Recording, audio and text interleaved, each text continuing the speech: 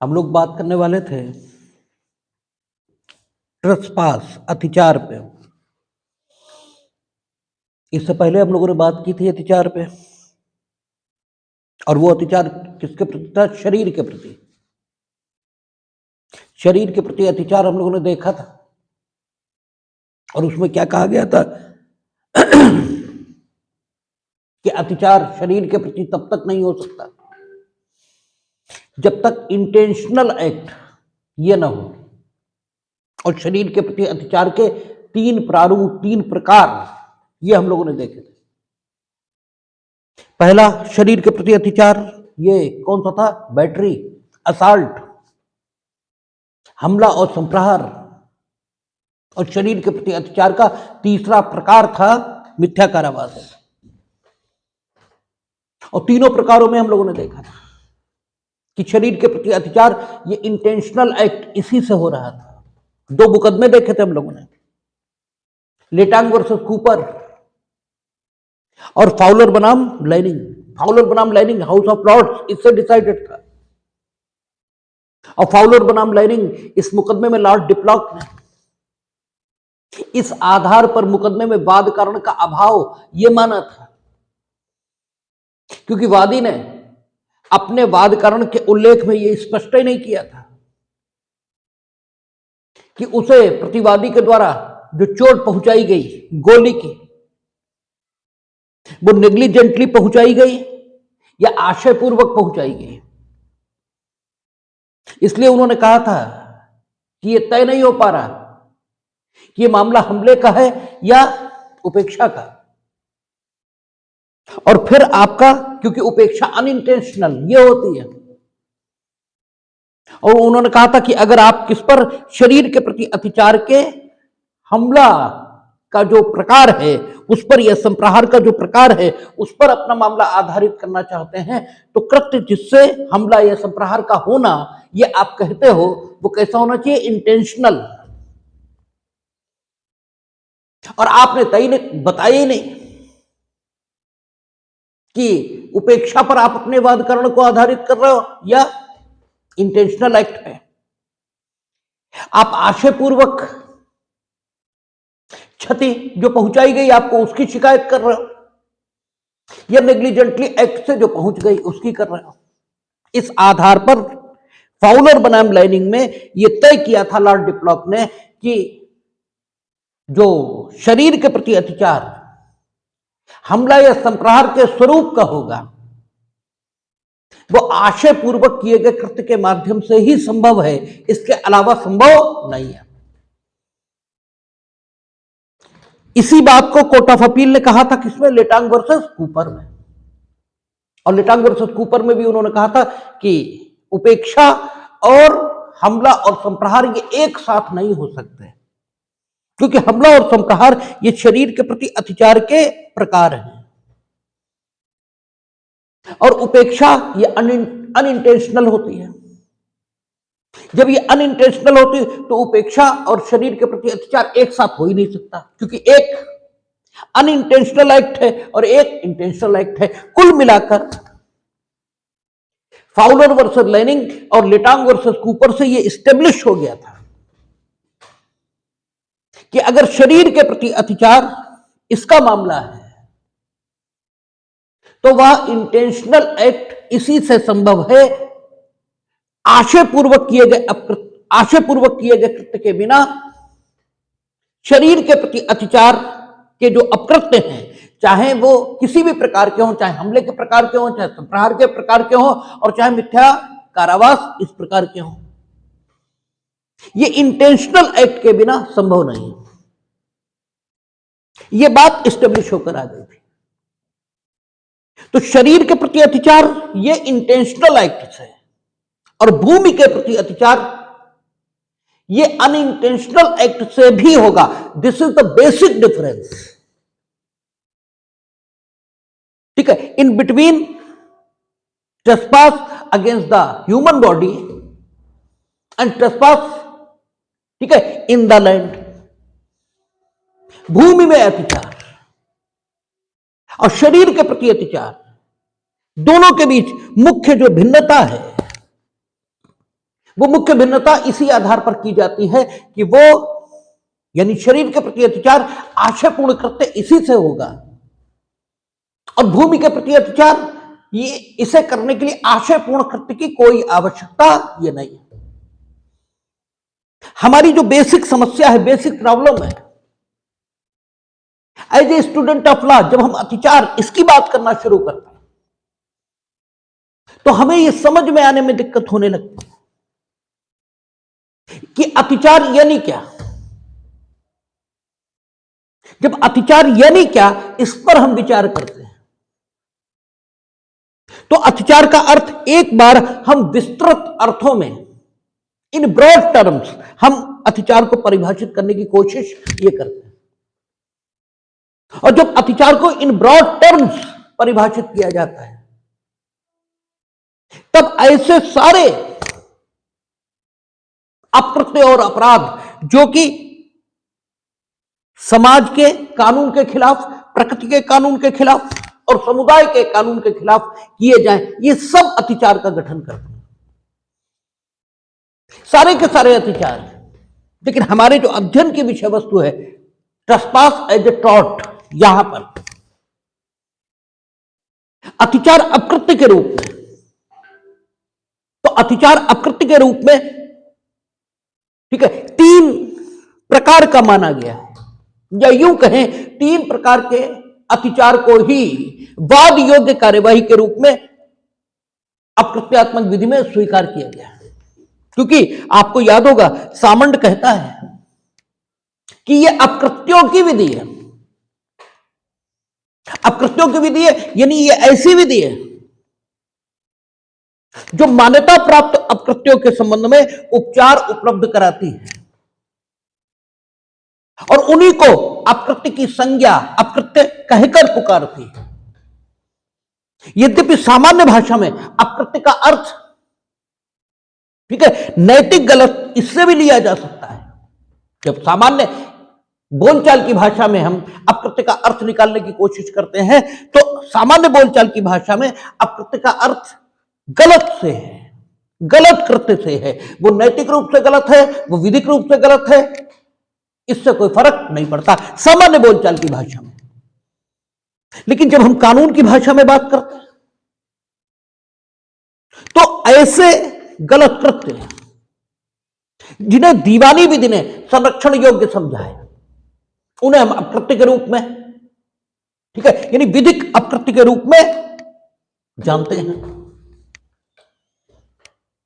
और ऐसे अपकृत्य जिन्हें आपराधिक विधि के माध्यम से संरक्षण दिया गया है उन्हें हम अपराध इस नाते जानते हैं। तो अत्याचार जो दीवानी विधि में समझा जाएगा, यानी दीवानी विधि जिन अपकृत्यों को प्रतिकर प्रदान करने के प्रयोजन से अत्याचार के रूप में स्वीकार करेगी, उन अपकृत्यों को हम 3 श्रेणियों में विभाजित कर सकते हैं। एक, शरीर के प्रति अत्याचार, जो कि 3 श्रेणियों में विभाजित हो जाता है, हमला, संप्रहार और मिथ्या कारावास। और दूसरा भूमि के प्रति अत्याचार, और तीसरा माल या वस्तुओं के प्रति अत्याचार। ठीक है, ये 3 प्रकार का अत्याचार दीवानी विधि प्रतिकर देने के प्रयोजनों से अपकृत्य के रूप में पहचानती है। सामान्य भाषा में जब हम आम बोलचाल की भाषा में बात करते हैं तो हर गलत कृत्य को अपकृत्य यह हम कह देते हैं, लेकिन कानूनी तौर पर अपकृत्य उसी को कहा जाएगा जिसे दीवानी विधि प्रतिकर का उपचार देने के लिए अपकृत्य के रूप में मान्यता ये दे देगी। और इसीलिए सामंड कहता है कि ये कैसी है, ये अपकृत्यों की विधि है। तो अत्याचार दीवानी विधि में 3 प्रकार का, शरीर के प्रति, दूसरा भूमि के प्रति, और तीसरा माल या वस्तुओं के प्रति। शरीर के प्रति अत्याचार हम लोग पढ़ चुके हैं,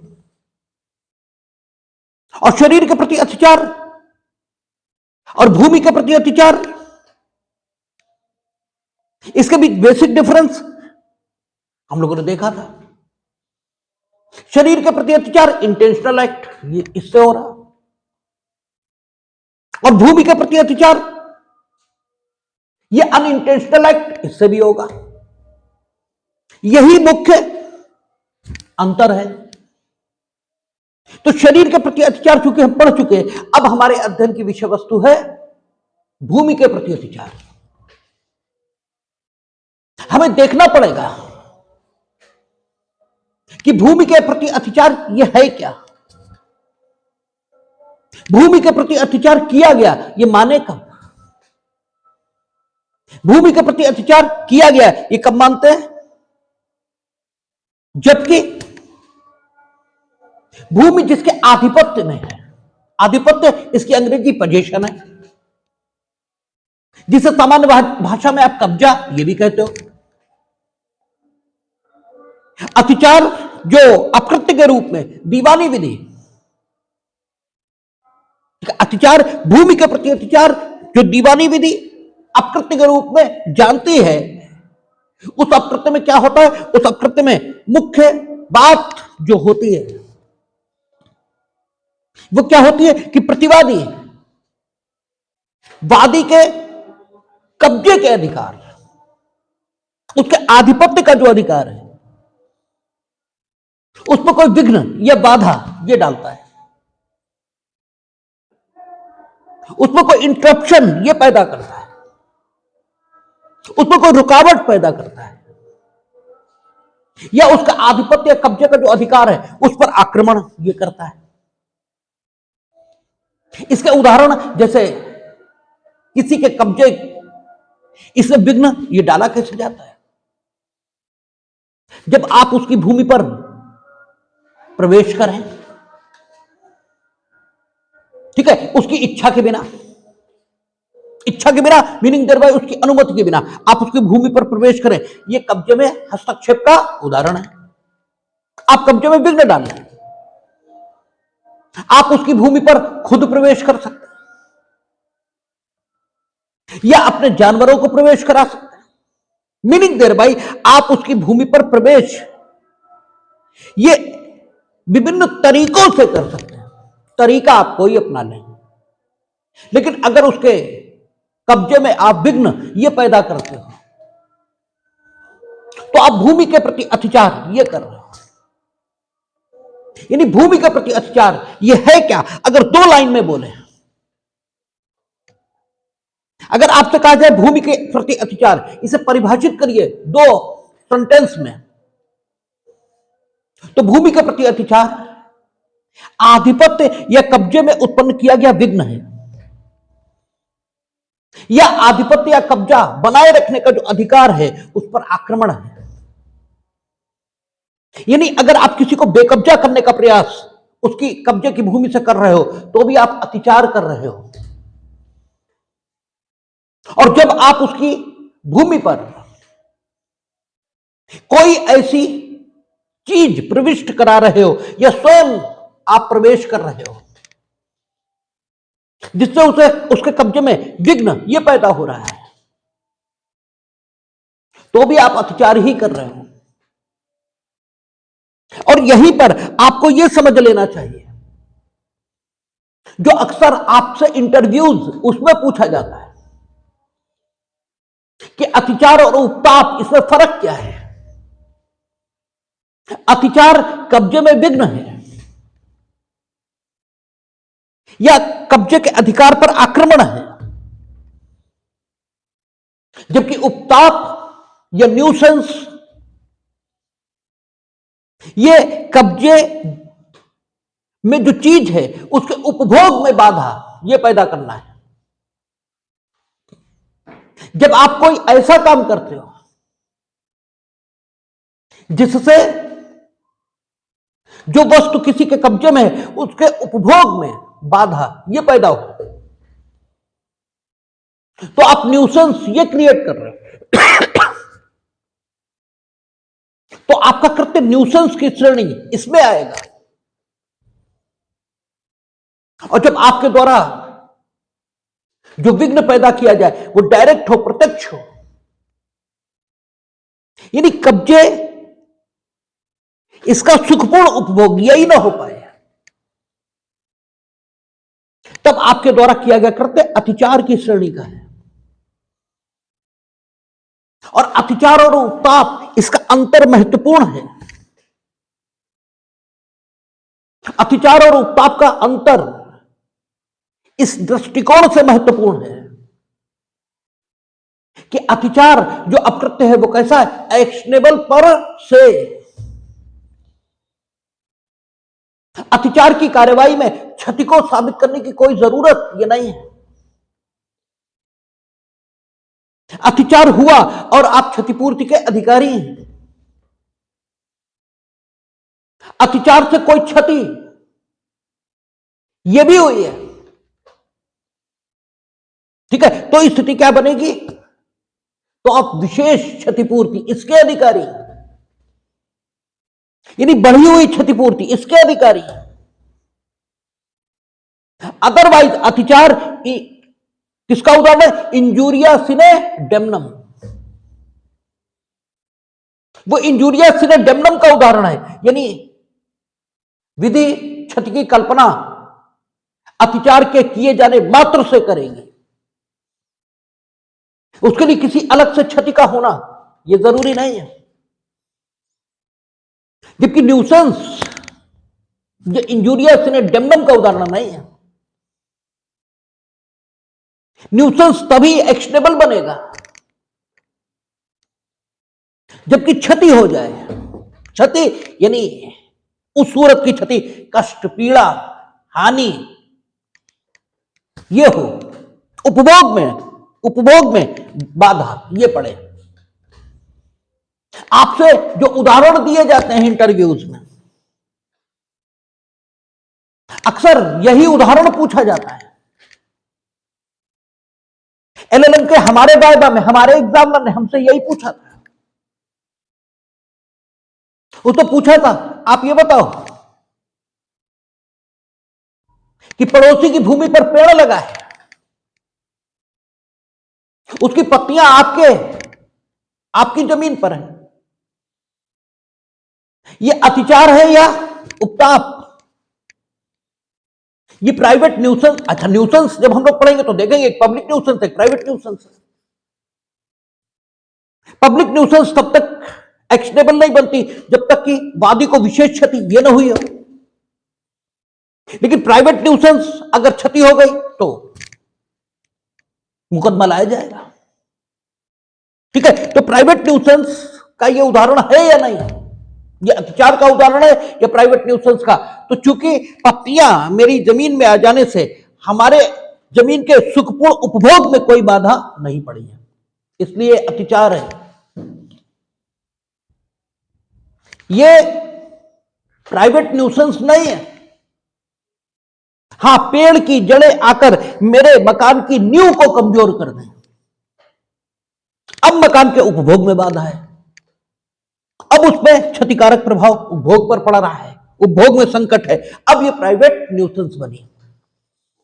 तो अतिचार और उपताप ये अलग अलग बातें हैं, और जो अंतर अतिचार और उपताप में करते हैं वो नेचर ऑफ द इंजरी, इसके आधार पर, क्षति की प्रकृति के आधार पर। अतिचार में जो क्षति होती है वो प्रत्यक्ष होती है, डायरेक्ट होती है, दिखाई पड़ता है कि अतिचार किया गया है। इसके कारण से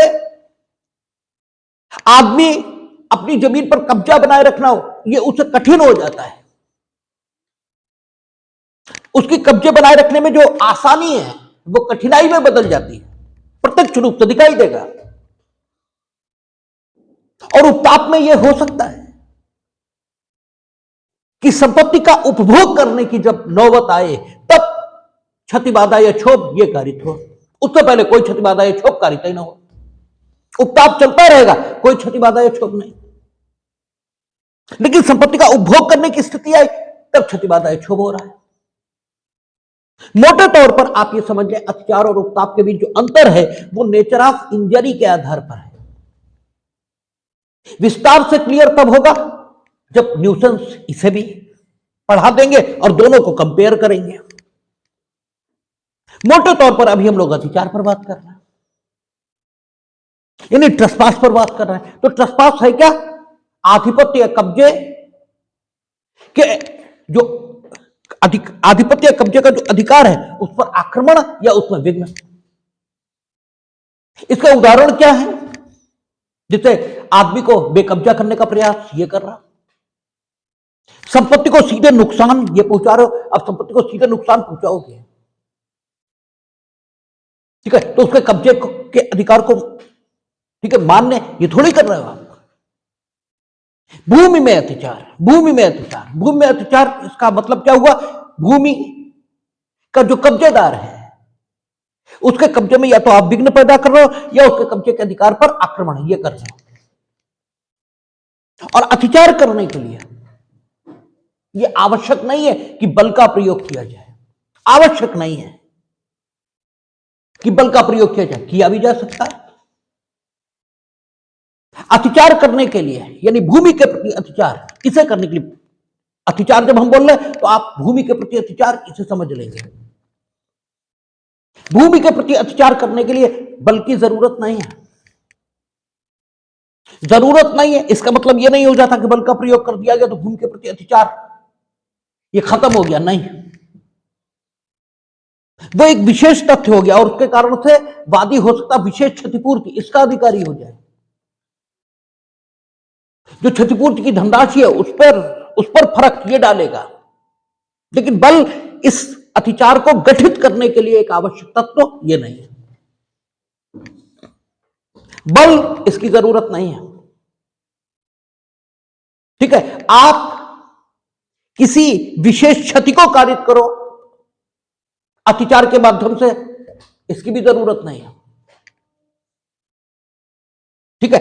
विशेष क्षति हो गई, यह भी क्षतिपूर्ति की रकम को प्रभावित कर देगी, लेकिन विशेष क्षति हो ही अत्याचार से इसकी आवश्यकता नहीं। यानी भूमि को कोई क्षति पहुंची हो, भूमि में कोई टूट फूट हुई हो, ऐसी जरूरत नहीं है अत्याचार को गठित करने के लिए। आप भूमि में प्रवेश मात्र करते हैं, बिना किसी औचित्य के करते हैं, बिना किसी औचित्य के या तो प्रवेश करते हैं या भूमि में प्रवेश करके विधिपूर्वक वहां प्रवेश का औचित्य खत्म हो जाने के बाद बने रहते हैं, या भूमि में स्वयं प्रवेश नहीं करते लेकिन किन्हीं चीजों को प्रवेश करा देते हैं। इन तीनों में से कोई काम आप कर दें और विदाउट एनी जस्टिफिकेशन कर दें, अत्याचार है। यानी अब फिर दोहरा लें कि अत्याचार क्या है? कब्जे के अधिकार में विघ्न या कब्जे के अधिकार पर आक्रमण। अत्याचार यानी भूमि के प्रति अत्याचार। हमने कहा ना, जब अत्याचार हम बोले तो भूमि के प्रति अत्याचार, क्योंकि अत्याचार यूं तो बहुत बड़ा टर्म है, ठीक है, यूं तो बहुत बड़ा टर्म है, लेकिन यहां पर हम लोग भूमि के प्रति अत्याचार इसकी बात कर रहे हैं। तो जब भी हम अत्याचार कहें, आप भूमि के प्रति अत्याचार, इसका संदर्भ ये अपने आप ग्रहण कर लें। भूमि के प्रति अत्याचार क्या है? भूमि पर कब्जे के अधिकार में विघ्न या भूमि के कब्जे के अधिकार पर आक्रमण। यह कैसे किया जाता है? यह वादी की भूमि पर प्रवेश करके, उसकी बिना अनुमति, यह विधिपूर्वक प्रवेश करके अविधिक रूप से वहां बने रहकर, ठीक है, यह स्वयं प्रवेश न करके किसी चीज को प्रविष्ट कराकर। इन तीन तरीकों में से कुछ भी आप कर दें, आप अत्याचार का अप्रत्यय ये कर रहे हैं, बस वादी की अनुमति ना हो, बलपूर्वक आप प्रवेश करें ये जरूरी नहीं, आप वहां कोई क्षति कारित करें यह भी जरूरी नहीं। ये सब आप काम कर देंगे, वादी बढ़ी हुई क्षतिपूर्ति इसका अधिकारी हो जाएगा, लेकिन अत्याचार को गठित करने के लिए इन सब की कोई जरूरत नहीं। आप कुछ विशेष आशयों से प्रवेश कर जाए तो अत्याचार भी होगा और हो सकता है अपराध ये भी हो जाए 441 में आईपीसी में। उन आशयों से प्रवेश नहीं करते आप किसी की भूमि पर, लेकिन प्रवेश करते हैं तब भले ही गलती से कर जाएं तो भी आप अत्याचार की विधि में उत्तरदायी हैं। लेकिन हां, एक चीज जरूरी है कि अत्याचार गठित हो इसके लिए आप भूमि पर प्रवेश आशय पूर्वक करें, यानी जानबूझकर करें, भले ही गलती से करें। आपको तथ्य का भ्रम हो रहा है, आपको लग रहा है ये भूमि मेरी है, इसलिए आप उस पर प्रवेश ये कर रहे हैं, लेकिन इनफैक्ट भूमि किसी और की है। लेकिन प्रवेश तो आप जानबूझकर कर रहे हैं, यद्यपि आप तथ्य के भ्रम में हैं। ठीक है, आपको तथ्य का भ्रम है, आपको समझ जा रही भूमि मेरी है, जबकि नहीं है। लेकिन प्रवेश तो जानबूझ के है, तो ऐसी दशा में अत्याचार गठित होगा। हमने कहा ना, अत्याचार को गठित करने के लिए क्या तीन चीजें, तीन में से एक चीज हो जाए, भूमि पर प्रवेश। बस भूमि पर प्रवेश, इसमें केवल इतनी आवश्यकता है कि जानबूझकर प्रवेश ये हो, गलती से, ठीक है, सॉरी, भले ही गलती से हो लेकिन अनैच्छिक प्रवेश ये ना हो। गलती से प्रवेश और अनैच्छिक प्रवेश, इसमें फर्क है। अनैच्छिक प्रवेश कब है? जब हमारी इच्छा नहीं है प्रवेश करने की, लेकिन हमें धक्का दे दिया गया, हम उसकी भूमि पर पहुंच गए, हमें ऊपर से फेंक दिया गया उसकी भूमि पर, ये अनैच्छिक प्रवेश के उदाहरण है। गलती से जब प्रवेश करते हैं आप, तो करते तो जानबूझ कर हैं, इच्छा पूर्वक करते हैं, यद्यपि तथ्य के भ्रम के कारण गलती हो रही होती है। तो अत्याचार, इसके लिए प्रवेश ऐच्छिक चाहिए, ठीक है, इसके लिए प्रवेश जानबूझकर चाहिए। अनैच्छिक प्रवेश है तो अत्याचार गठित नहीं होता। बस ऐच्छिक प्रवेश है, विशेष आशय का होना कतई जरूरी नहीं। आप किसी का कत्ल करने के लिए किसी घर में प्रवेश करें तो ही अत्याचारी माने जाए? नहीं। आप बिना किसी आशय के उसके भूमि में पहुंच जाए तो भी अत्याचारी। आप विशेष आशय से प्रवेश किए, ये क्षतिपूर्ति की रकम को घटा देगा, ये क्षतिपूर्ति की रकम को बढ़ा देगा, लेकिन अत्याचार के गठन के लिए किसी आशय की जरूरत नहीं। अत्याचार के गठन के लिए इतना पर्याप्त है कि आपका प्रवेश ऐच्छिक है, और चाहे आप भूमि में प्रवेश करें और चाहे भूमि के नीचे की सतह है इसमें प्रवेश करें, और चाहे भूमि के ऊपर के आकाश इसमें प्रवेश करें, आप माने अत्याचारी ही जाएंगे, क्योंकि कानून के मुताबिक जो भूमि की सतह का स्वामी है, भूमि के सतह के ऊपर आकाश अनंत सीमा तक, वो उस ऊपर के आकाश का भी स्वामी है, और पृथ्वी के केंद्र तक, यानी पृथ्वी के केंद्र की गहराई तक, वो भूमि के सतह के नीचे की भूमि का ये भी स्वामी है। तो अगर आप किसी की भूमि में प्रवेश करते हैं, ऐच्छिक रूप से प्रवेश करते हैं, तो चाहे उसकी भूमि की सतह के ऊपर वाले आकाश में प्रवेश करें, चाहे उसकी भूमि की सतह के नीचे गहराई में प्रवेश करें, और चाहे उसकी भूमि की सतह पर प्रवेश करें, आप उसके आधिपत्य में विघ्न, उसके आधिपत्य में, ठीक है, एक इंटरप्शन ये तो पैदा कर ही रहे हो, और आधिपत्य में विघ्न वो भी प्रत्यक्ष, जैसे ही आप पैदा करोगे वैसे ही आप अत्याचार के दोषी हो। भूमि की सतह और भूमि के नीचे की भूमि, ये दो व्यक्तियों के अधिकार इसमें भी हो सकती है। अधिकार में यानी भूमि की सतह के मालिक हम हैं और भूमि की सतह के नीचे जो चीजें स्थित हैं उन्हें निकालने का हक हमने आपको दे दिया। आप हमारी भूमि पर आए और आपने गड्ढा किया, तो गड्ढा तो नीचे होगा, तो आप मेरे प्रति भी अत्याचारी हैं और भूमि की सतह के मालिक इसके प्रति भी अत्याचारी हैं। क्यों? दोनों के कब्जे में आपने विघ्न पैदा किया। अत्याचार क्या है? कब्जे में विघ्न, आधिपत्य में विघ्न, या आधिपत्य के अधिकार को चुनौती, आधिपत्य के अधिकार पर आक्रमण, यही अत्याचार है। अत्याचार यानी भूमि के प्रति अत्याचार। शरीर के प्रति अत्याचार वो अलग है तो, और इसमें और उसमें फर्क क्या? वो इंटेंशनल होता है, ये अनइंटेंशनल। इसमें इंटेंशन जरूरी चीज नहीं है। इसमें इंटेंशन जुड़ गया, वादी विशेष क्षतिपूर्ति इसका अधिकारी हो गया। इवन अत्याचार इससे भी गठित होगा कि हमने अपनी भूमि से एक प्रयोजन से निकलने की आज्ञा आपको दे दी। एक प्रयोजन से, आप कई प्रयोजनों से, हमने खेती के काम के लिए अपनी भूमि से आपको गुजरने की आज्ञा ये दी है। आप खेती के लिए, घूमने जाने के लिए, ठीक है, बाजार जाने के लिए, सब कामों के लिए हमारी भूमि का उपयोग ये कर रहे हो, आप अत्याचार के दोषी हो। क्यों? आप मेरे कब्जे में विघ्न ये उत्पन्न कर रहे हो, वो भी प्रत्यक्ष। मेरे कब्जे के अधिकार को चुनौती ये प्रत्यक्ष दे रहे हो। इससे मेरे उपभोग के अधिकार पर कोई फर्क नहीं पड़ता। उपभोग के अधिकार पर फर्क पड़ने लगे ये न्यूसेंस है। उपभोग के अधिकार पर कोई असर नहीं पड़ा, लेकिन कब्जे का अधिकार ये प्रभावित हुआ है।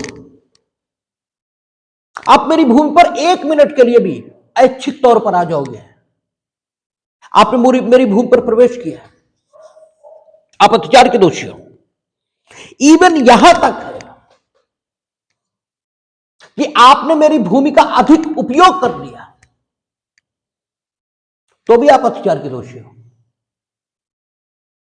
आपकी किताबों में मुकदमा दिया हुआ है कि वादी इसकी भूमि, इसी की भूमि पर हाईवे, राजमार्ग ये स्थित है, और राजमार्ग जब इसी की भूमि पर है तो इसकी भूमि पर जो गतिविधि हो रही वो राजमार्ग से दिखाई देगी। इसकी भूमि घोड़दौड़ के लिए घोड़ों को तैयार करने वाले एक ट्रेनर उसके द्वारा किराए पर ली गई, घोड़ों को ट्रेनिंग देने के लिए। इसके बाद एक प्रकाशन केंद्र, ठीक है, एक प्रकाशन, ठीक है, पब्लिशिंग हाउस का जो स्वामी है, वो एक लेख ये छापना चाहता था कि घोड़ों को ट्रेनिंग कैसे दी जाए। इसके लिए वो घोड़ों की ट्रेनिंग को देखना चाहता था। उसने वादी की भूमि पर स्थित राजमार्ग इसका इस्तेमाल किया, और कई बार आया गया, वापस गया फिर आया, 1.5 घंटे तक वो ये सब करता रहा। और इस सब करने में चूंकि राजमार्ग वादी की भूमि पर था, तो वादी की 15 गज जमीन का इस्तेमाल उसने ज्यादा कर लिया। वादी अत्याचार के लिए मुकदमा लाया, वादी सफल हुआ। न्यायालय ने कहा यद्यपि राजमार्ग पर सबको चलने का हक है, लेकिन फिर भी वादी की भूमि पर से होकर राजमार्ग एक बार जाने के लिए युक्ति संगत रूप से, ठीक है, जितनी भूमि का इस्तेमाल जरूरी था और जितनी बार जरूरी था उतनी बार करने का हक प्रतिवादी को था। लेकिन यह अधिक बार क्यों गया वादी की भूमि पर, और अत्याचार की कार्यवाही सफलतापूर्वक वादी के द्वारा, ठीक है, यह संचालित की गई। इसका अर्थ ही यह हुआ कि अगर आपने किसी की भूमि पर जो उसका कब्जा बनाए रखने का हक है, इसमें किसी भी प्रकार का विघ्न डाला या उसके अधिकार पर किसी भी प्रकार का आक्रमण किया,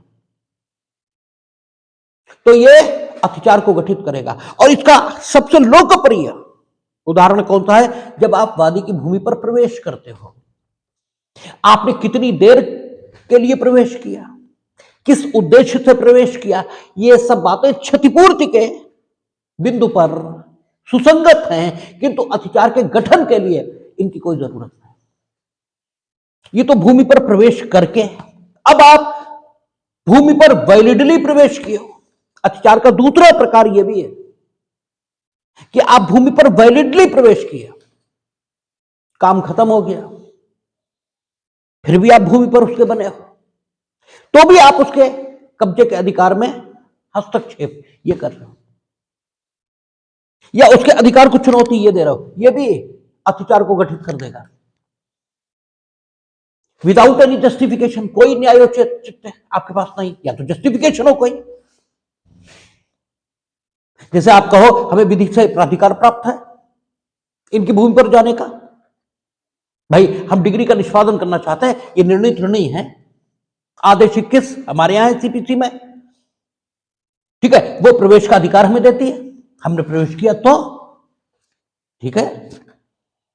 आपको हमारा सुखाधिकार था इनकी भूमि पर प्रवेश करने का या वहां बने रहने का, ठीक है। आपको हमारा चिरभोगाधिकार था, ठीक है। इनकी भूमि पर कुछ ऐसा हो रहा था, ठीक है, जिससे किसी की जान को संकट था, ठीक है, तो हम प्रतिरक्षा के प्रयोजनों से उसमें घुस गए थे, ठीक है। इनकी जमीन पर आग लग गई थी या किसी की जमीन पर आग लगी थी, इनकी घर से हम निकल गए आग बुझाने के लिए, ठीक है, कोई दिक्कत नहीं। मतलब there should be some justification.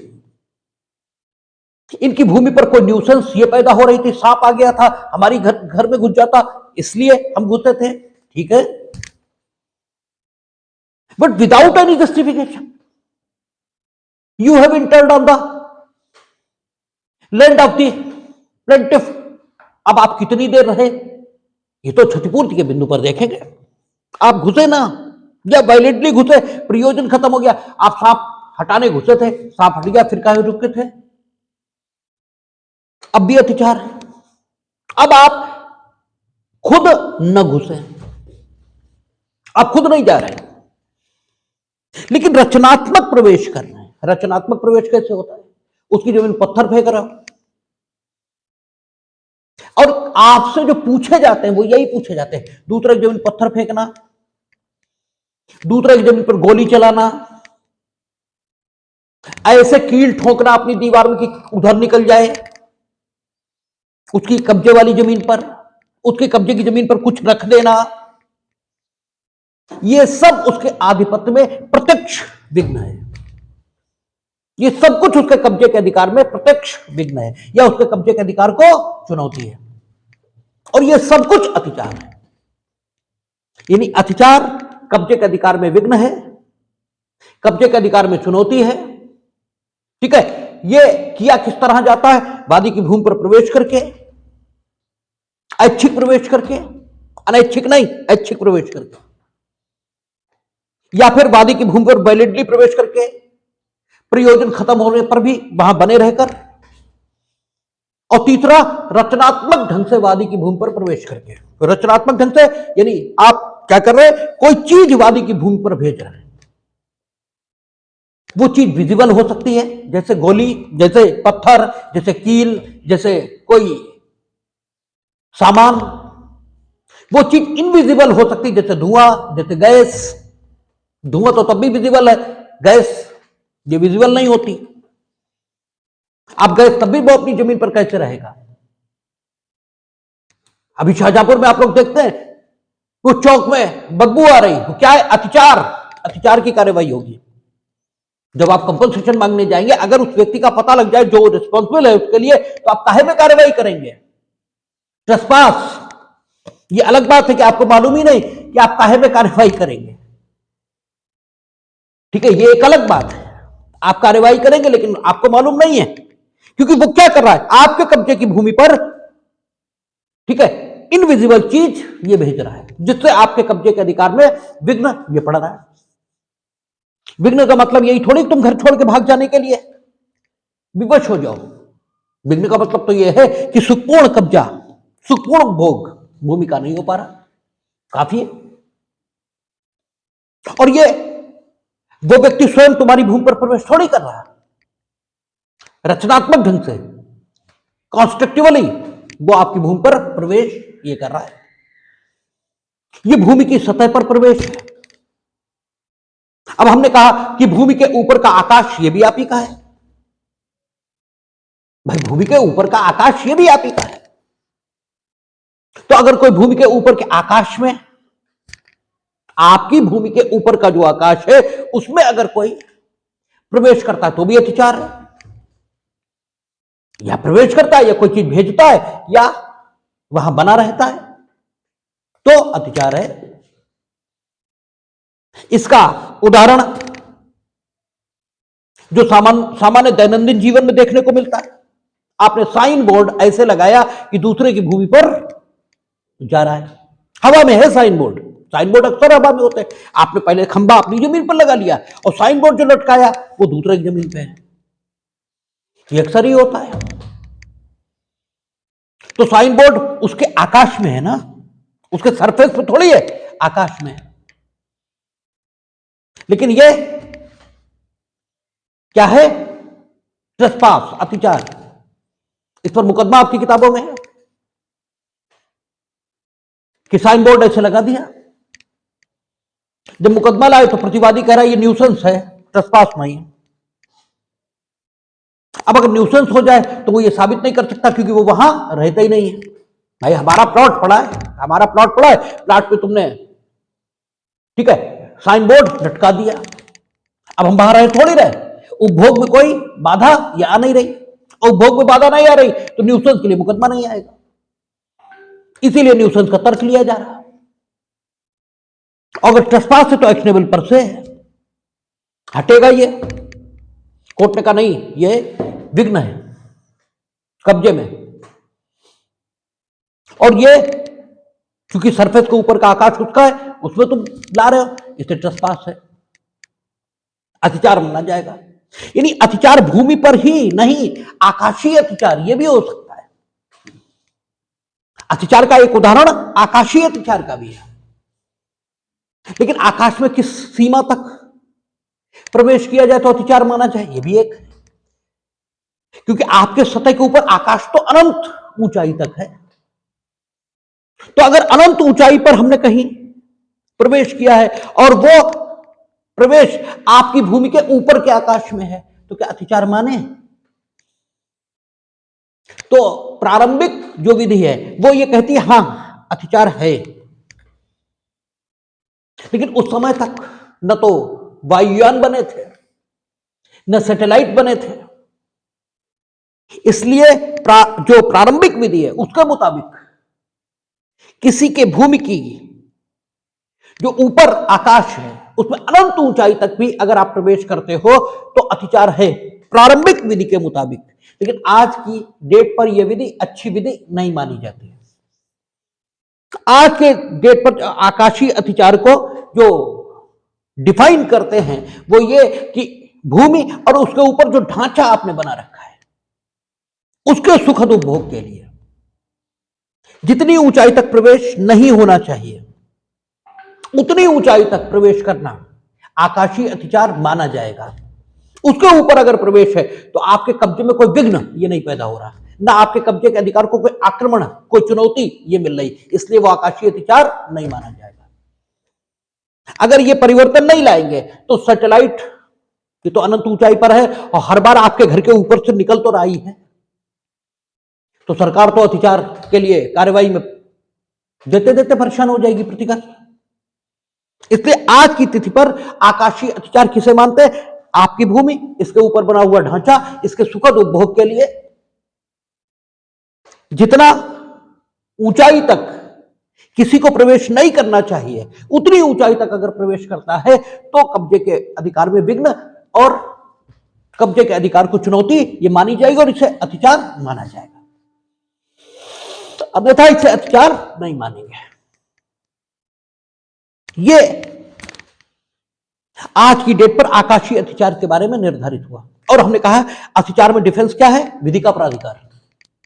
अभी हमने उदाहरण दिया, हमने कहा अतिचार में जस्टिफिकेशन क्या क्या हो सकते हैं? विधि का प्राधिकार किसी की प्रतिरक्षा, सुखाधिकार, ठीक है, चिरभोगाधिकार, ये डिफेंसेस हैं, ठीक है। तो चूंकि विधि का प्राधिकार ये डिफेंस है, इसलिए अगर कोई विधि आकाशीय अतिचार की अनुमति ये दे रही है तो आकाशीय अतिचार नहीं भी माना जाएगा। जैसे इंग्लैंड में और भारत में दोनों जगह सिविल एविएशन एक्ट ये बने हैं, जो वायुयानों की उड़ानों को संचालित ये करते हैं। और वायुयान की उड़ान, इसके संबंध में क्या माना गया कि हवा, मौसम और अन्य परिस्थितियों को देखते हुए जितनी ऊंचाई तक वायुयान का उड़ना युक्ति संगत माना जा सकता है, अगर उस ऊंचाई पर वायुयान उड़ रहा है और आपके भूमि की सतह के ऊपर के आकाश में उड़ रहा है तो भी अतिचार नहीं है। प्राइम मिनिस्टर आ रहे हैं तो आपकी छत के एकदम ऊपर उड़ता है, सामान्य दिनों में उतना ऊपर नहीं उड़ता। तो भूमि, वो सॉरी, हवा, मौसम और अन्य परिस्थितियां, इन्हें देखकर जितनी ऊंचाई पर वायुयान का उड़ना न्यायोचित माना जा सकता है, उतनी ऊंचाई पर अगर उड़ रहा है तो यह भी आकाशीय अतिचार का उदाहरण नहीं होगा। अदरवाइज आकाशीय अतिचार होता है, ठीक है ना, अदरवाइज आकाशीय अतिचार है। जब आप किसी की भूमि की जो सतह है उसके ऊपर के आकाश में प्रवेश करते हो तो इस ढंग से आप उसके कब्जे के अधिकार में विघ्न ये डालते हो या उसके कब्जे के अधिकार को चुनौती ये देते हो, और फिर ये आकाशीय अतिचार। अच्छा, एक अतिचार का प्रकार चालू रहने वाला सतत अतिचार ये भी है, कंटिन्यूइंग ट्रेसपास। कंटिन्यूइंग ट्रेसपास ये क्या है?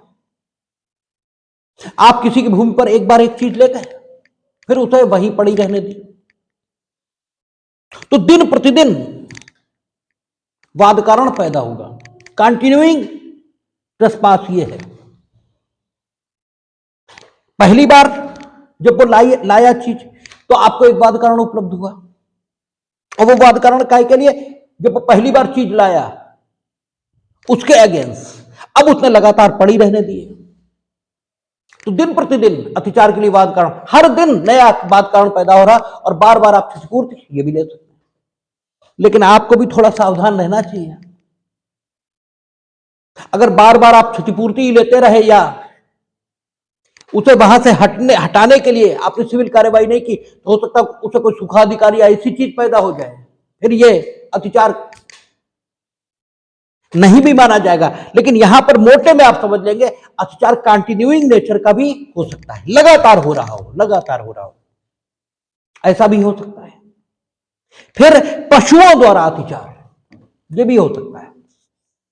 अतिचार हमने कहा ना कंस्ट्रक्टिवली हो सकता है। कंस्ट्रक्टिवली अभी तक हमने निर्जीव वस्तुएं आपको बताई। आपने पत्थर दूसरे की जमीन पर फेंक दिया, आप गोली चला रहे हो दूसरे की जमीन पर, आप कोई सामान रखा है दूसरे की जमीन पर।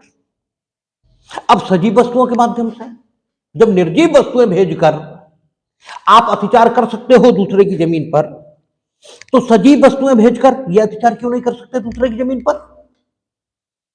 आप दूसरे की जमीन पर कोई चीज भेजो, इवन आप अपनी जमीन पर कोई ऐसी चीज फैलाओ जो प्राकृतिक शक्तियों के द्वारा दूसरे की जमीन पर ले जाई जाए, तो भी अतिचार के दोषी आप हो सकते हो। आपने अपनी जमीन पर तेल फैलाया, जिस वो पहुंच गया वादी की जमीन पर, उसकी जमीन में फसल थी, बर्बाद हो गई, तो उसके कब्जे में विघ्न पड़ा है, घुस ही नहीं पाएगा अपने खेत में। और तेल फैलाया आपने अपनी जमीन पर, जो प्रकृति की शक्तियां, ग्रेविटी की जो ताकतें हैं, गुरुत्वाकर्षण की जो शक्तियां हैं वो खींचकर, या सरफेस टेंशन की जो शक्तियां हैं वो खींचकर उसे ले गई, ठीक है, वादी की जमीन पर, तो भी यह अतिचार है। आप किसी भी ढंग से, तो जब निर्जीव वस्तुओं को भेजने के माध्यम से अतिचार हो सकता है, तो सजीव वस्तुएं यानी पशु या आप भेजो। आपका पशु किसी की जमीन पर प्रवेश कर जाए तो भी अतिचार है, क्योंकि पशु अगर आप भेज रहे हो तो भी उसके कब्जे में उसका विघ्न विघ्न ये तो डाल ही रहा, उसके कब्जे के अधिकार को चुनौती ये तो दे ही रहा।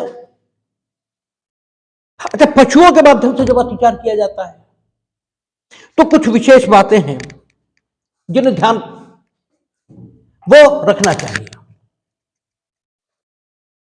जब भी पशुओं के माध्यम से अत्याचार होता है, यानी आपने अपने पशु ये वादी की भूमि पर भेजे, तो आप ये नहीं कह सकते कि चूंकि वादी की जमीन पर दीवार नहीं बनी हुई थी इसलिए पशु उसकी भूमि पर पहुंच गए। It can't be the justification. ये ध्यान रखने लायक बात है। वादी की भूमि पर चार दीवारी थी या नहीं थी, या तो आप यह साबित करो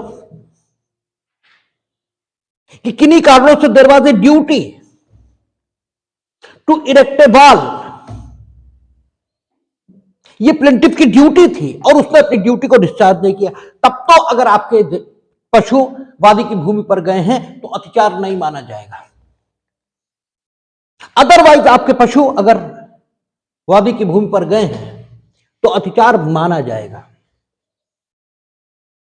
अच्छा, पशुओं में भी भेद यह किया जाता है। कुछ पशु जिन्हें पालतू जानवर कहते हैं, जैसे कुत्ते, बिल्ली, घोड़ा, गाय, इनके आप स्वामी हो, ठीक है, और आपकी जमीन हाईवे इसके निकट है, आपके पशु आपके खेत में है और वो खुद निकलकर हाईवे पर आ जाए, ठीक, खुद निकलकर हाईवे पर आए और किसी को चोट लग जाए, ठीक है, तो पशु का स्वामी उत्तरदायी नहीं है। ये हम पैसे ही बता, ये अत्याचार से संबंधित मामला नहीं है, लेकिन ऐसे ही बता दे रहा है कि हाईवे इस पर अगर कोई पशु मिलता है तो आपसे भी अपेक्षा की जाती है कि आप थोड़ा हाईवे का इस्तेमाल ठीक से करो। आपको ध्यान में होना चाहिए कोई पशु कभी भी सामने आ जाएगा। तो अगर ऐसा हुआ है कि हाईवे पर किसी का पशु आ गया और उससे आपकी टक्कर हो गई, तो पशु का स्वामी उत्तरदायी नहीं है। लेकिन अगर पशु का स्वामी पशु को हाईवे पर लेकर आया है, फिर अगर पशु ने कोई गड़बड़ की और किसी को चोट लगी तो वो उत्तरदायी है, पशु का स्वामी। लेकिन हम लोग अत्याचार के संदर्भों में बात कर रहे हैं कि पशु अगर वादी की भूमि पर जाएगा तो उसकी जमीन पर चार दीवारी थी या नहीं थी, इससे कोई मतलब नहीं है। ये जो जिसके पशु दूसरे की भूमि पर जाएंगे ये अत्याचारी माना जाएगा, क्योंकि जब निर्जीव चीज को ये भेजता, ठीक है, तब ये उत्तरदायी अत्याचार की कार्रवाई में होता। अब इसने सजीव चीज ये भेज दी तो अब भी तो ये अत्याचार के लिए उत्तरदायी ये होगा। तो पशुओं द्वारा किए गए अत्याचार की दशा में ये उत्तरदायी माना जाएगा। और पशु अगर कैसे घरेलू किस्म के हैं, भगेड़ू प्रवृत्ति के नहीं है, और फिर ये दूसरे की भूमि पर पहुंच जाए तो अत्याचार की दोषी नहीं माना जाएगा, ठीक है।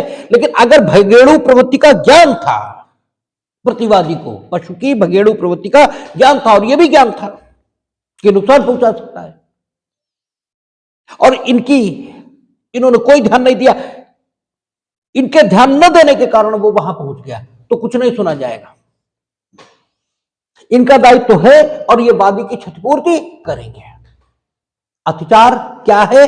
कब्जे के अधिकार में उपभोग, कब्जे के अधिकार में विघ्न, कब्जे के अधिकार को चुनौती, ठीक है। भूमि के प्रति अत्याचार, इसे करने के तरीके क्या हैं? भूमि में प्रवेश, और भूमि प्रवेश कैसा होना चाहिए? ऐच्छिक। भूमि में विधिता प्रवेश करके वहां बने रहना, आवश्यकता खत्म होने के बाद भी। यह भूमि में रचनात्मक प्रवेश, जिसे निर्जीव वस्तुएं, दृश्य आदर्श वस्तुएं भेजकर उसके कब्जे के अधिकार में हस्तक्षेप करना।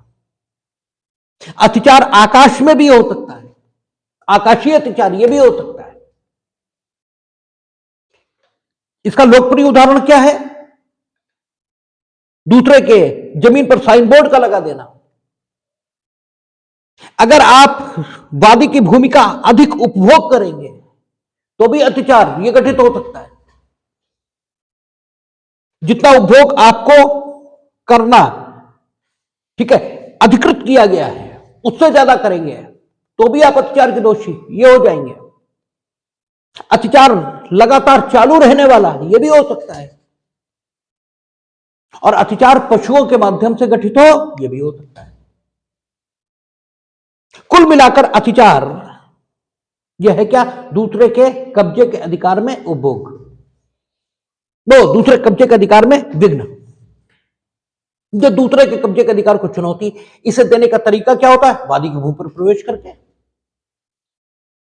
वादी की भूमि के ऊपर के आकाश में प्रवेश करके, वादी की भूमि में निर्जीव अथवा सजीव वस्तुएं ये भेजकर।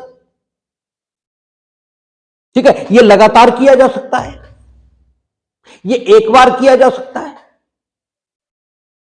ठीक है। और ये उपताप इससे भिन्न कैसे है? ये क्षति के दृष्टिकोण से उपताप से भिन्न है।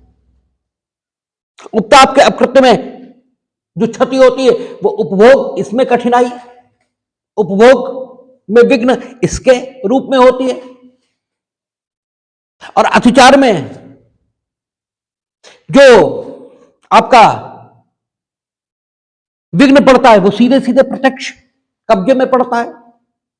इस दृष्टिकोण से उपताप से भिन्न है। अत्याचार की जो अत्याचार का अपकृत्य, इसके विरुद्ध रेमेडीज, उपचार, ये वादी को क्या प्राप्त है? आप जब भी क्वेश्चन लिखते हैं तो अत्याचार क्या है, ये कितने प्रकार का हो सकता है? जैसे आकाशीय अत्याचार हो सकता है, लगा कंटिन्यूइंग अत्याचार हो सकता है, भूमि पर प्रवेश करके अत्याचार हो सकता है, भूमि में कुछ भेजकर अत्याचार हो सकता है। ठीक है, अत्याचार कितने प्रकार का होता है ये आपको बताना चाहिए। अत्याचार क्या है ये आपको बताना चाहिए, ठीक है। और फिर अत्याचार के अगेंस्ट रेमेडीज, ये वादी को क्या उपलब्ध है ये बताना चाहिए। तो अत्याचार के अगेंस्ट रेमेडी, सबसे पहली वादी को अत्याचार के विरुद्ध मुकदमा ये दाखिल करना, ठीक है। अत्याचार के आधार पर वो मुकदमा कर सकता है, ठीक है। और अत्याचारी को न्यायालय के माध्यम से, ठीक है, इंजंक्शन ये ले सकता है कि आगे वो प्रवेश उसकी भूमि में न करे, और जो प्रवेश उसने कर लिया उसके लिए बेदखली ये ला सकता है। बेदखली कहां आएगी? यह सारे आप लोग पढ़ के ही आए, सेक्शन 5, सेक्शन 6, वहां बेदखली ये, ठीक है, अत्याचार के आधार पर मुकदमा लाकर ये कराई जा सकती है। दूसरे अत्याचार के अगेंस्ट रेमेडी ये भी हासिल है आपको कि आप अत्याचारी का निष्कासन ये कर सकते हैं। होता क्या है, जिस समय अत्याचारी ने आपकी भूमि में प्रवेश किया तो प्रवेश करते ही वो आपकी भूमि पर कब्जा उस तरह का हासिल नहीं कर लेता जिसे कानून की नजर में कब्जा कहा जाए। कानून में जिसे कब्जा कहा जाता है, विधि की दृष्टि में जो कब्जा है, वह कब्जा अत्याचारी भूमि में प्रवेश करते ही प्राप्त नहीं कर लेता। जब एक युक्ति संगत समय यह अत्याचारी आपकी भूमि पर बिता लेता है,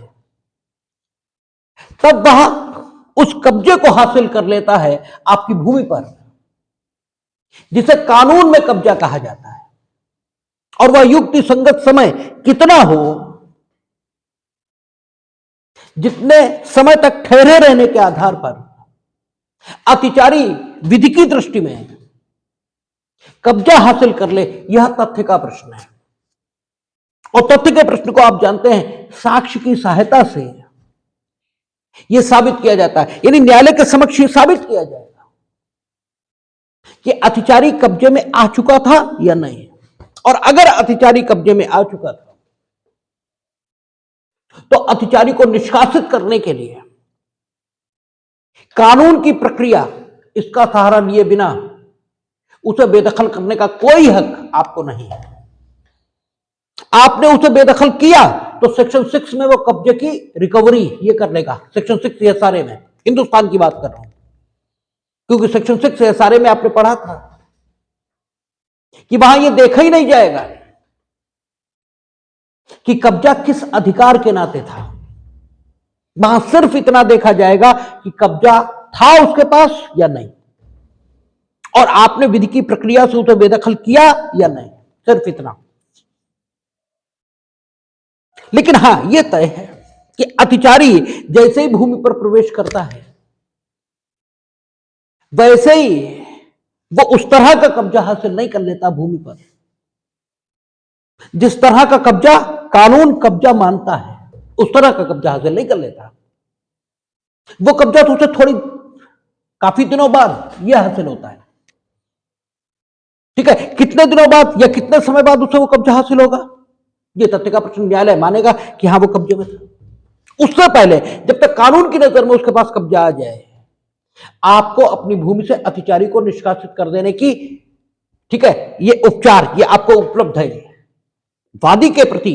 यानी जो व्यक्ति अतिचार से पीड़ित है, उसके क्या उपचार हैं, इस पर बात कर रहे हैं ना हम लोग। तो उसका पहला उपचार है मुकदमा ले आए, मुकदमा लाकर विधि की क्रिया से उसे बेदखल कर दे।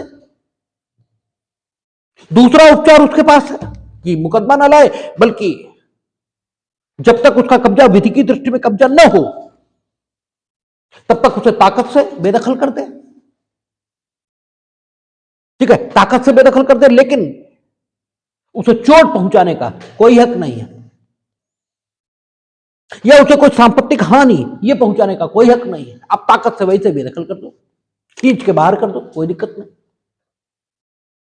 तीसरा उपचार, उस समय जबकि अतिचारी प्रवेश कर रहा है तो प्राइवेट प्रतिरक्षा, सेल्फ डिफेंस, इसमें आप बल का प्रयोग करके उसे रोक सकते हो। ये 3 उपचार वादी को उपलब्ध है अतिचारी के प्रति। इनमें से 3 में से चाहे जो, ठीक है, वो इस्तेमाल कर ले। अच्छा, प्रतिवादी, इसके पास बचाव क्या उपलब्ध है? क्योंकि अगर अतिचार की कार्यवाही आपने की वादी ने, तो प्रतिवादी हमेशा अतिचार के लिए दोषी ही माना जाए, ये थोड़ी है। हमने अभी कहा मेरा सुखाधिकार है, ठीक है, आप कहते हो हम आपकी भूमि पर आए। भाई, हिंदुस्तान में सुखाधिकार की परिभाषा में परस्व भोग, प्रॉफिट पेंड्रे शामिल है, ठीक है ना।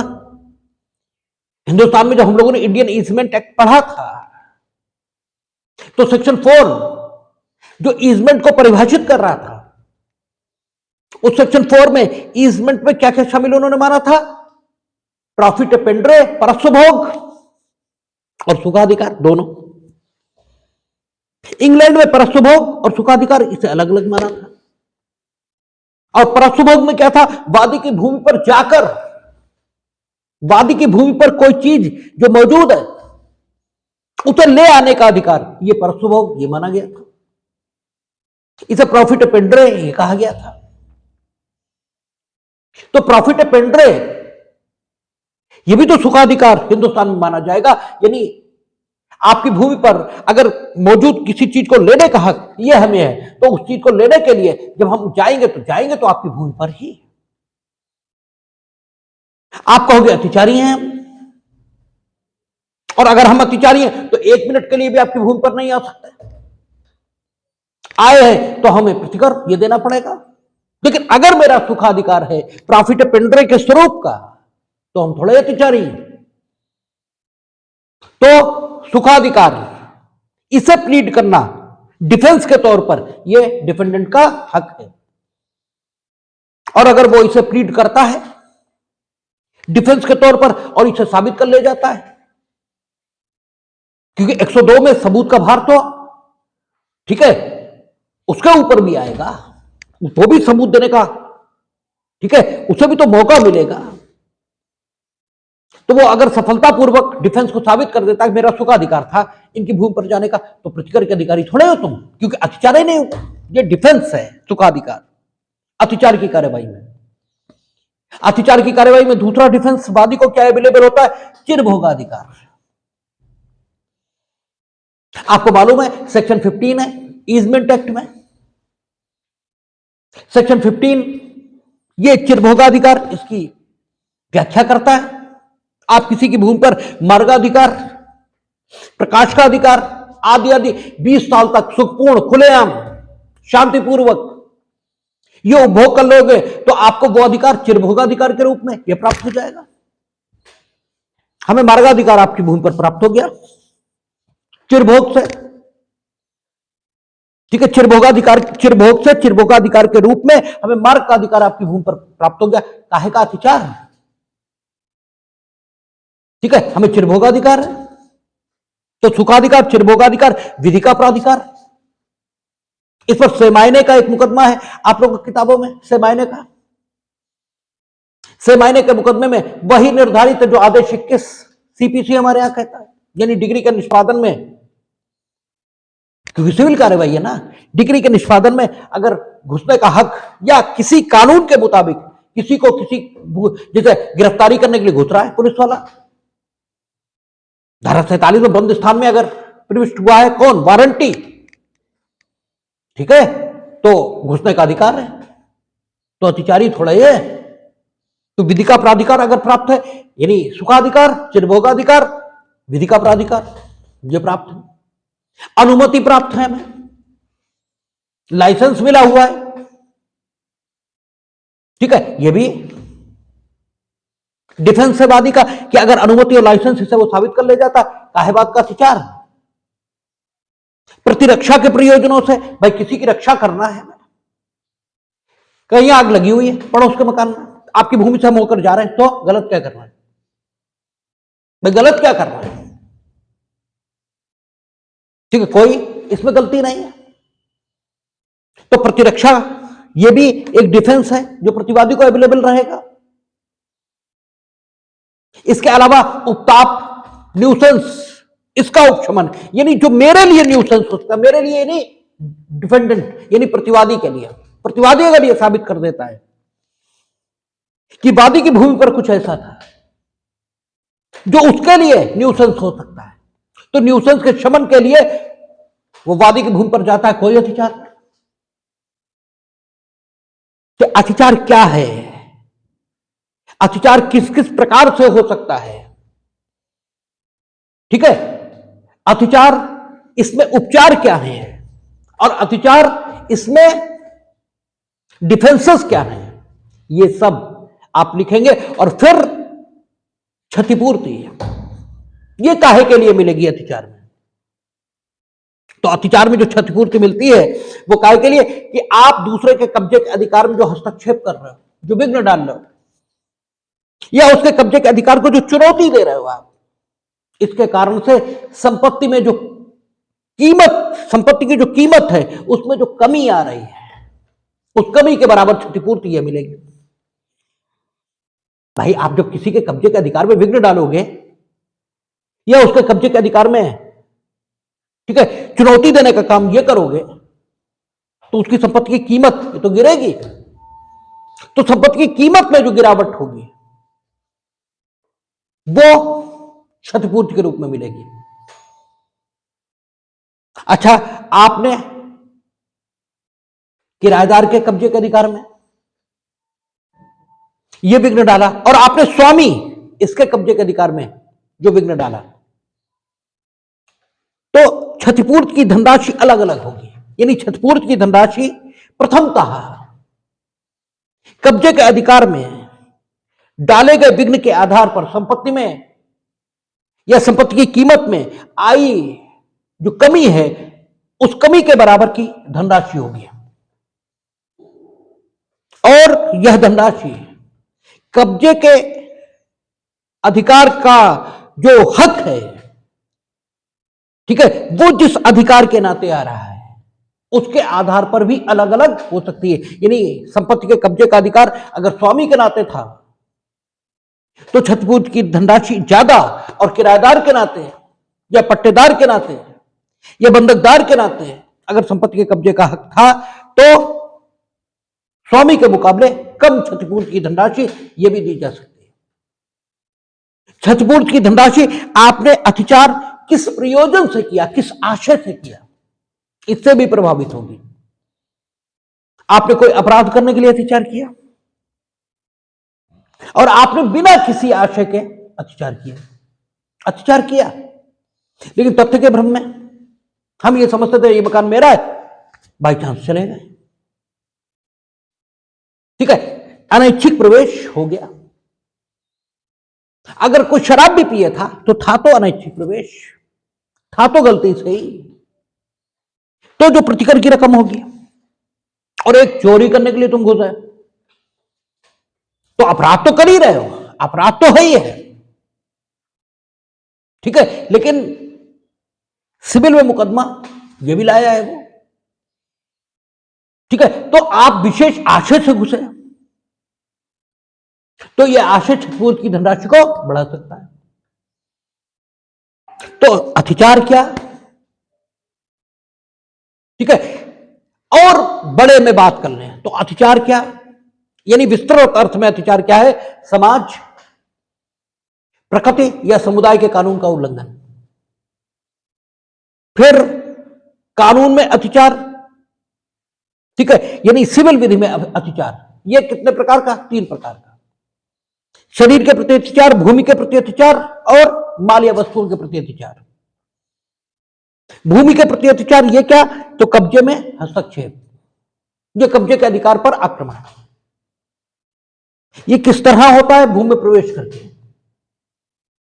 भूमि में प्रवेश आप पशुओं के माध्यम से करो, निर्जीव वस्तुओं के माध्यम से करो, वैलिडली प्रवेश करके वहां बने रहो, 1 मिनट के लिए करो, या भूमि के ऊपर के आकाश में करो, या जिस प्रयोजन से आपको वादी की भूमि पर प्रवेश करने का अधिकार है उससे अन्यथा प्रयोजन से करो। जितनी बार प्रवेश का अधिकार है उससे ज्यादा बार प्रवेश करके करो, लेकिन ये कब्जे के अधिकार में अगर हस्तक्षेप आप कर रहे हो तो ये अतिचार है। अतिचार सतत यानी लगातार चलने वाला हो सकता है, अतिचार एक बार में कंप्लीट ये हो सकता है, अतिचार की कार्यवाही में उपचार ये क्या उपलब्ध है, और अतिचार की कार्यवाही में बचाव ये क्या उपलब्ध है, और क्षतिपूर्ति अतिचार में ये किस तरह होती है, ठीक है, ये अतिचार कंप्लीट है, ठीक है। शेष कुछ थोड़ा बचा है कि आरंभता अतिचार क्या होता है, आदि आदि, लेकिन वो उतना इंपॉर्टेंट भी नहीं है। अतिचार क्या है ये आपको बताया, ठीक है, तो ये अतिचार है, ठीक है।